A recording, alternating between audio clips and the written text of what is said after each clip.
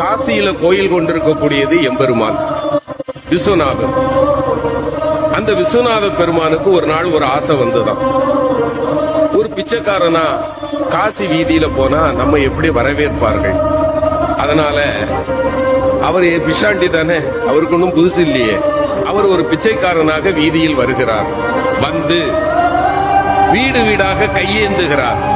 காலையிலிருந்து மாலை வரை காசிமா நகர் முழுக்க அலைந்த பிறகு